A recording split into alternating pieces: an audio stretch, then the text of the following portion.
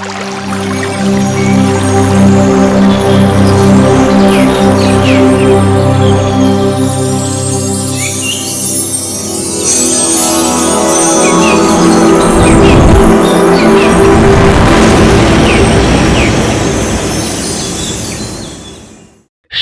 কি ধর্মপিপাসু গণই এসে সমবেত হলো? এলো ভারতের রাষ্ট্রনিয়ামকগণ একে একে। রাজনীতি মানে পূর্তনীতি, ঠাকুর বলেন। পূর্তনীতি মানে পূরণ করার নীতি। ধর্মের যা লক্ষ্য, রাজনীতিরও তাই। রাজনীতি কি ধর্ম থেকে আলাদা? ধর্মেরই একটা অঙ্গ। রাজনীতি করি আর যাই করি, ধর্মকে বাদ দিয়ে কিছু হবে না। ধর্ম মানেই যা ধরে রাখে, যা বৃদ্ধির দিকে নিয়ে যায়। অস্তিত্বই যদি না রইল, বৃদ্ধি যদি হলো ব্যাহত, তবে কিসের রাজনীতি? অস্তিত্বের প্রতিবন্ধক তো প্রবৃত্তির অভিভূতি। প্রবৃত্তির উপর আধিপত্য এলেই অস্তিত্ব হয় অবাধ, জীবন হয় তখন অপ্রতিহত। প্রবৃত্তির অধিষ্ঠারা প্রবৃত্তির উপর আধিপত্য করবে কে? প্রবৃত্তির অধীশই মানুষের আদর্শ, মানুষের ইষ্ট। ইষ্টানুসরণই তাহলে নেতৃত্বের প্রধান উপাদান, নয়তো মরণ, নিজের এবং অপরের। ইষ্ট নাই, নেতা যেই, জমের দালাল কিন্তু সেই। সুতীব্রভাবে এই মন্তব্য করেন ঠাকুর অহংস্ফীত গণনেতৃত্বের অভিযান দেখে। ঠাকুর তখন কলকাতায় অসুস্থ। ঠাকুরের অসুস্থতার সংবাদ শুনেই মহাত্মাজি এলেন ঠাকুরের কাছে। মহাত্মাজি এসে বসতেই তাঁর কোলের উপর শুয়ে পড়লেন ঠাকুর, ছেলে মানুষের মতো। মহাত্মাজি হাসতে লাগলেন। হাসতে হাসতে বললেন, আশ্রম থেকে আমার ফিরে আসার পরে একদল লোক এসে আপনার খুব নিন্দা করছে, আরেক দল করছে উচ্ছ্বসিত প্রশংসা। অথচ উভয় দলেই আছে নামজাদা বিশিষ্ট লোক। আমি তো এর কারণ কিছু বুঝতে পারলাম না। ঠাকুর বললেন, প্রশংসার কথা তো জানি না, তবে নিন্দা যদি কিছু শুনে থাকেন তবে ভরসা হয়। পরম পিতার কাজ বোধহয় তাহলে একটু আধটু শুরু হয়েছে। জবাব শুনে মহাত্মাজি হাসতে লাগলেন। তখন স্বাধীনতা আন্দোলনে সারা ভারত আলোড়িত। পল্লী থেকে নগর পর্যন্ত সর্বত্র বিদ্রোহের বহ্নি জ্বলে উঠেছে। সেদিনের সেই বিপুল উত্তেজনার মধ্যে এ প্রশ্ন তোলাও বোধহয় ছিল পাগলামি যে স্বাধীনতার সত্যিকারের রূপ কি? শুধু ইংরেজ বিতাড়নই কি স্বাধীনতার স্বরূপ? সেই প্রবল উত্তেজনার মুখে অচঞ্চল নির্ভীক ঘোষণা সত্যদ্রষ্টা ঋষির কণ্ঠ থেকে বেরিয়ে এলো।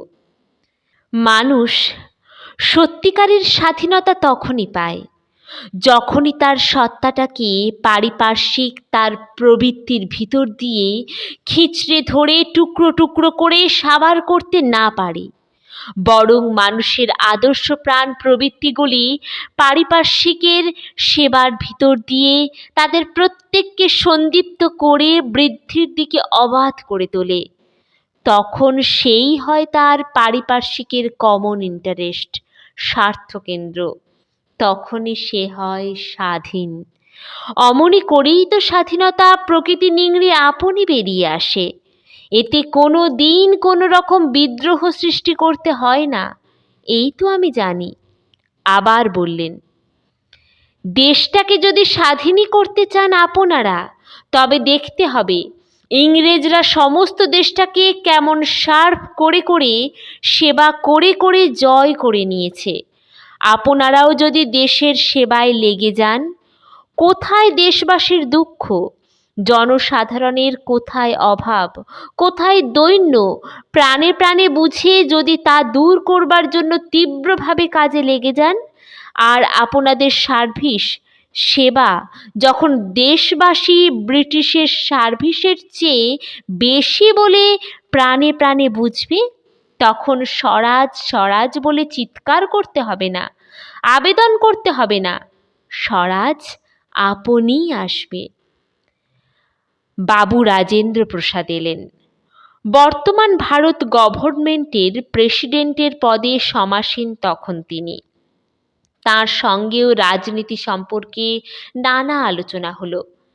ইতিপূর্বেই এ বিষয়ে ঠাকুরের সুস্পষ্ট মতবাদ সর্বসাধারণে প্রকাশিত হয়েছে। ঠাকুর বললেন, আপনারাও যদি তেমনই শুধু গালাগালি না দিয়ে, শুধু ফাঁকা বক্তৃতা না দিয়ে দেশের কোথায় ব্যথা তা অনুভব করে দেশকে সার্ভ করতে, সেবা করতে লেগে যান, তবেই না আপনারা দেশকে জয় করতে পারবেন। সেবা সামর্থ্যে দেশের গণসমষ্টিকে উন্নত ও এককেন্দ্রী করে তোলাই স্বাধীনতা। ইংরেজ তাড়ানো তো আর স্বাধীনতা নয়। আমি বুঝি সেবা, বাস্তব কর্মের ঢেউ তুলে ব্যক্তি ও সমাজের সব রকম অভাব দূর করা, আর একেই আমি রাজনীতি বলে মনে করি। কলিকাতায় দেখা হবার আগেও আর একবার মহাত্মাজি গিয়েছিলেন আশ্রমে দেশবন্ধুর তিরোধানের পর। দার্জিলিংয়ে মৃত্যুর প্রাক্কালে মহাত্মাজির সঙ্গে দেশবন্ধুর যে আলোচনা হয়েছিল, তার মধ্যে মুখ্যত ছিল ঠাকুর সম্বন্ধীয় নানা কথা। দেশবন্ধু বলেছিলেন, আমার জীবনে যা অস্পষ্ট ছিল, এখন গুরুর দয়ায় তা সুস্পষ্ট হয়ে উঠেছে। তিনি আমাকে এমন শক্তি দিয়েছেন যা আমার পূর্বে ছিল না। আপনার প্রয়োজন হয়তো আমার মতো নাও হতে পারে, তবু আমার ইচ্ছা আপনি যে কিছুদিন আশ্রমে তাঁর সান্নিধ্যে বসবাস করুন। এই আলোচনার সারাংশ ইয়াং ইন্ডিয়া পত্রিকায় প্রকাশিত করে দিলেন মহাত্মাজি। পরে আশ্রমে এলেন, কর্মপ্রতিষ্ঠানগুলি দেখলেন, খুব খুশি হলেন। ঠাকুরের মায়ের সম্বন্ধেও বললেন, এমন শক্তিমতী মহিলা আমার জীবনে আর কখনো দেখিনি। দেশবন্ধুর দীক্ষা গ্রহণের কাহিনী কিছুটা অসাধারণ। আশ্রমে তখন গবেষণা চলছে উইন্ড পাওয়ার ডাইনামোর কার্যকারিতা নিয়ে। আশ্রমের কর্মীগণ সেই উপলক্ষে এসে দেখা করলেন দেশবন্ধুর সাথে কলিকাতায়। কথায় কথায় ঠাকুরের কথা উঠল। শুনেই দেশবন্ধু চেয়ার থেকে লাফিয়ে উঠলেন, সাগ্রহে জিজ্ঞাসা করলেন, তার সঙ্গে কি এখনই দেখা হতে পারে? তিনি কি এখন কলকাতায়? তিনি যে ভিতরে ভিতরে ঠাকুর সম্বন্ধে এতখানি অন্তরাশী হয়ে আছেন, কে জানত। এর কিছুদিন আগে আশ্রমে গিয়েছিলেন শ্রীযুত বারিন ঘোষ, বাংলার বিপ্লবী নেতা, বিখ্যাত বোমার মামলার আসামি শ্রী বারিন ঘোষ। আশ্রমে যেয়ে মুগ্ধ হয়ে গেলেন তিনি। ফিরে এসে একটি রচনা প্রকাশিত করলেন নারায়ণ পত্রিকায়, পাবনার মধুচক্র নাম দিয়ে। সেই বারিন ঘোষের কাছেই দেশবন্ধু শুনেছেন ঠাকুরের দিব্য জীবনের অপার্থিব লীলা কাহিনী, তাঁর বিস্ময়কর সংগঠনী সৃজন প্রতিভার কথা, যার ফলে গড়ে উঠেছে সর্বসমস্যা পরিপূরণী সৎসঙ্গ প্রতিষ্ঠান। দেশবন্ধু এলেন ঠাকুরের কাছে। মানিকতলার এক বাড়িতে ঠাকুর তখন অবস্থান করছেন। এক সন্ধ্যায় দেশবন্ধু এলেন। বাড়ির মধ্যে চলছে তখন তুমুল কীর্তন। দেশবন্ধুকে নিয়ে ছাদে গিয়ে বসলেন ঠাকুর। সঙ্গে রইল কয়েকজন ভক্ত। অসহযোগের কথা, সমাজ সংস্কারের কথা, হরিজন আন্দোলনের কথা, রাজনীতির নানা কথা উঠল শেষের দিকে। ঠাকুর বললেন, দেখুন দাসদা। দেশবন্ধুকে দাসদা বলেই ঠাকুর অভিহিত করতেন। যিনি আদ্যন্ত সবটা দেখেন এমন একজন দ্রষ্টা পুরুষ পিছনে না থাকলে কোনো আন্দোলনই সত্যিকার সার্থক হয়ে ওঠে না। চন্দ্রগুপ্তের পিছনে ছিলেন চাণক্য, শিবাজির পিছনে গুরু রামদাস, আর শুধু চালকের অভাবেই দেখুন রানা প্রতাপের মতো শক্তিশালী জীবনও ব্যর্থতায় পর্যবসিত হলো। কি আমাকে শক্তি দিবে? দেশবন্ধু উৎসুক ব্যাকুল কণ্ঠে জিজ্ঞাসা করলেন। যখনই আপনার ভালোবাসা তার উপর যে পড়বে তখনই শক্তি আসবে, ঠাকুর বললেন। কেমন করে হবে? খুব নাম করতে হয়। নাম অনেক করেছি, কিছুই তো হয় না। জেনে নিতে হয় কেমন করে নাম করতে হবে। দেশবন্ধু তখনই দীক্ষার জন্য ব্যাকুল হলেন, কিন্তু আপত্তি তুললেন ঠাকুরের মা। তিনি বললেন, বড় লোকদের আমার বিশ্বাস হয় না বাপু। তারা মনে করে নাম নিয়ে ভগবানকেও তারা কৃতার্থ করে। তুমি দেশবন্ধু, দেশ জোড়া তোমার নাম, কত লোক তোমাকে মান্য করে। আজ খেয়ালের বশে নাম নিচ্ছ, দুদিন পরেই হয়তো ছেড়ে দিবে, বলবে ওতে কিছুই হয় না, কাজ নাই বাপু তোমার নাম নিয়ে। দেশবন্ধু ব্যথিত কণ্ঠে জবাব দিলেন, মা, আমি পাপী, জানি আমার উপর আপনার দয়া হবে না, কিন্তু এ কথা ঠিক মা। চিত্তরঞ্জন যখন যা ধরে তা জেনে শুনেই ধরে, এবং একবার ধরলে শেষ পর্যন্ত না দেখে ছাড়ে না। তার ঐকান্তিকতা দেখে মা শেষ পর্যন্ত স্বীকৃত হলেন দীক্ষাদানে। সেই দিনই ঠাকুরকে গুরুপদে বরণ করে দীক্ষা গ্রহণ করলেন দেশবন্ধু। তারপর দেশবন্ধু গেলেন আশ্রমে, বসবাস করলেন ঠাকুরের সান্নিধ্যে। সেখানে স্থায়ী বাসস্থান নির্মাণ করে বাকি জীবন আশ্রমেই কাটাবেন। ব্যক্ত করলেন তার এই সংকল্প। স্বরাজ্য দলের নেতৃবর্গকে আমন্ত্রণ করে আশ্রমেই অধিবেশন করে ঘোষণা করবেন ঠাকুরের সহিত আলোচিত রাজনীতির কর্মপদ্ধতি। ইহাই ছিল তাঁর অভিপ্রায়। কিন্তু সমস্ত সাধ আকাঙ্ক্ষা, সমস্ত পরিকল্পনা অসমাপ্ত রেখে চিরবিদায় নিলেন তিনি, একান্ত আকস্মিকভাবে। তাঁর তিরোধানের পর তাঁর জীবনের এই বিশিষ্ট অধ্যায় বিস্তারিতভাবে আলোচিত হয়েছে আত্মশক্তি পত্রিকায়। পরে তাহাই মুদ্রিত হয়ে পুস্তকাকারে বের হয়েছে দেশবন্ধু চিত্তরঞ্জন ও শ্রী শ্রী ঠাকুর অনুকূলচন্দ্র নামে।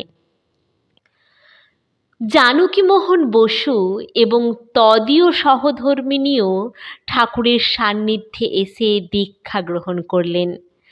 তার জ্যেষ্ঠ পুত্র এবং পুত্রবধূও দীক্ষা গ্রহণ করেন। নেতাজি সুভাষচন্দ্রও ঠাকুরের সান্নিধ্যে আসেন। জানকীমোহনের আগ্রহ হাতিশয্যে ঠাকুর পুরীতে গিয়ে কিছুদিন তার বাড়িতে অবস্থান করেন। আরও বহু রাজনীতিবিদ এলেন বাংলা, বিহার, আসাম এবং অন্যান্য জায়গা থেকে।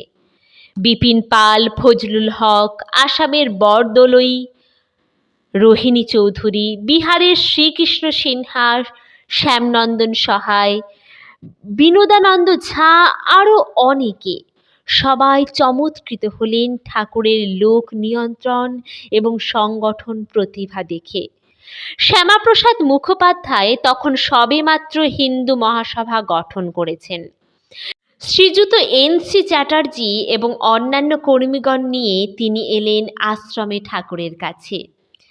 তাঁর ইচ্ছা, সৎসঙ্গ যদি হিন্দু মহাসভার সঙ্গে যোগ দেয়, শ্রীযুত এন.সি. চ্যাটার্জি এবং অন্যান্য কর্মীগণ নিয়ে তিনি এলেন আশ্রমে ঠাকুরের কাছে।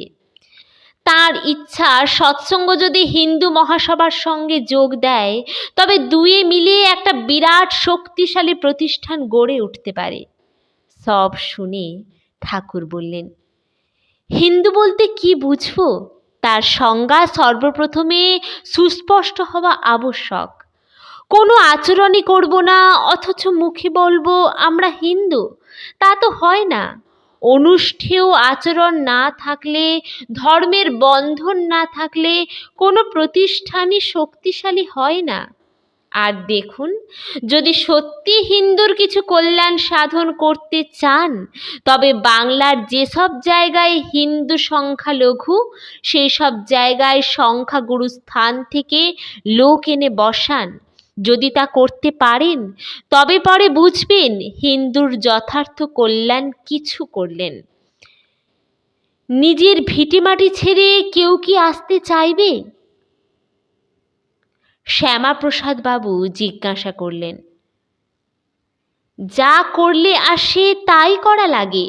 তাদের সুখ সুবিধার দিকে যদি নজর দেন, তবে আসবে না কেন? ঠাকুর পাল্টা জবাব দিলেন। শ্যামাপ্রসাদ বাবু কি একটু ভেবে নিলেন। বললেন, আমি আবার এসে এ বিষয়ে আলোচনা করব। ঠাকুর সহজ বাংলা রকমে বললেন, অমন গদাই লস্করি চালে চললে কিন্তু চলবে না। যদি সিনসিয়ার হন, অকপট হন, তবে ইমিডিয়েটলি, এক্ষুনি লাগা লাগে। ঠাকুরের দূরদৃষ্টি যে কি নির্ভুল, তা যারা তাঁর সান্নিধ্যে এসেছে তারাই মর্মে মর্মে জানে। কথার ছলে ঠাকুর প্রায়ই বলেন, আমি আপনাদের যা বলি তা যদি ঠিক ঠিক মতো করতে পারেন, তবে তার সুফল যে কতখানি 10 বছর পরে বুঝতে পারবেন। আর যদি তা করতে না পারেন, তবে তার কুফল কতখানি তাও 10 বছর পরে বুঝতে পারবেন। আপনাদের বুদ্ধি আছে, আপনারা বুদ্ধি দিয়ে বিচার করে সিদ্ধান্তে উপনীত হন। আমি পরমপিতার অবোধ সন্তান। তিনি আমাকে যা দয়া করে বলে দেন তাই আমি আপনাদের বলি। এতে বুদ্ধি বিচারের স্থান নেই, যা দেখি তাই বলি। এই কি সেই দুর্লভ আন্তঃপ্রত্যাদেশ, যা একমাত্র শুদ্ধ নিষ্পাপ পবিত্র অন্তরে শত উৎসারিত হয়ে ওঠে? কে জানতো সেদিন এই সংখ্যালঘুত্বের জন্যই বাংলা দ্বিখণ্ডিত হয়ে যাবে, হিন্দু মুসলমান উভয়ের জীবনযাত্রা হবে বিপর্যস্ত এবং বিশৃঙ্খল।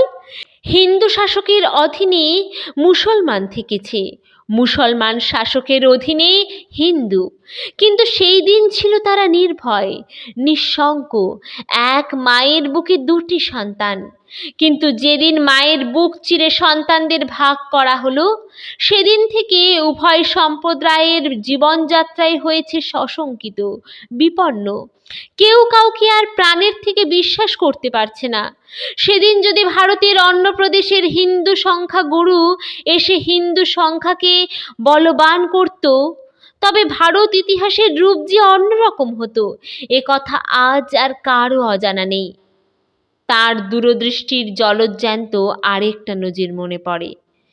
বাংলা 1348 সাল। আশ্রমে ঋত্বিক অধিবেশন চলেছে। অধিবেশন কর্মীগণ দ্বারাই সাধারণত পরিচালিত হয়। প্রকাশ্য অধিবেশনে তিনি যোগ দেন না কখনো, কিন্তু সেবার এলেন। তাঁর চোখের মুখের চাউনি ভিন্ন রকমের, যেন কোনো একটা ভয়াবহ পরিণতি প্রত্যক্ষ করে চঞ্চল এবং অধীর হয়ে উঠেছেন তিনি। কর্মীগণকে উত্তেজিত কণ্ঠে বলতে লাগলেন, সবাইকে ডেকে ভালো করে বলে দিন, এমন দিন সামনে আসছে যখন এক মুষ্টি টাকার বিনিময়েও এক মুষ্টি অন্ন মিলবে না। যার কাছে যে টাকা মজুত আছে, যার যা সোনা গয়না আছে, তা দিয়ে এখনই জমি সংগ্রহ করুক, চাষের ব্যবস্থা করুক, ধান মজুত করুক। ভীষণ দুর্দিন অদূরে অপেক্ষা করছে। কর্মীগণ প্রত্যেকটি কর্মকেন্দ্রে যেয়ে সবাইকে ডেকে যেন এই কথা বলে দেয়, যারা আমার কথায় আস্থা রাখে তারা কেউ যেন কাল বিলম্ব না করে। এ নির্দেশ যখন এলো, তখন চালের মণ বোধহয় 10 টাকার ঊর্ধ্বে ওঠেনি। তখন শুনে কেউ ভাবছে এ ঠাকুরের অতি সাবধানতা, কেউ ভেবেছে তাঁর অতিশয়োক্তি। কিন্তু 2 বছর বাদে 50 সালে এলো মন্বন্তর, ভীষণ আকার নিয়ে মহামন্বন্তর। তখন তার উক্তির গুরুত্ব দেশবাসী উপলব্ধি করল, আর তা শুধু হাড়ে হাড়ে নয়, মজ্জায় মজ্জায়। কিন্তু তাই বলে তিনি যে সব সময় সব কিছুর ভবিষ্যৎবাণী করে তাঁর অনুরাগীদের জীবনযাত্রা করে দিচ্ছেন সহজ, সংগ্রাম বিমুখ এবং নিশ্চিন্ত, তা কিন্তু মোটেই নয়। অন্য কথা দূরে থাক, তাঁর এত সাধের গড়া যে আশ্রম, যেখানে কোটি কোটি টাকার সম্পদ, সহস্র সহস্র লোকের শ্রম, বহু বৎসরের নিরবচ্ছিন্ন প্রচেষ্টা ও অধ্যবসায় নিয়োজিত করে গড়ে উঠেছিল নানাবিধ কর্মমুখর প্রতিষ্ঠান, তা যে এমন করে পরিত্যক্ত হবে তা বোধহয় আশ্রম পরিত্যাগের পূর্বদিন পর্যন্ত কেহ কল্পনাও করতে পারেনি। তখনও বিপুল উৎসাহে গড়া হচ্ছিল আশ্রমের অট্টালিকা, কর্মচ্ছল ছিল অন্যান্য প্রতিষ্ঠান। অসুস্থ দেহ নিয়ে চলে এলেন তিনি দেওঘরে। পিছনে পড়ে রইল তাঁর সাধের গড়া এই আশ্রম। সেখানে আর ফিরে যাওয়া সম্ভব হলো না।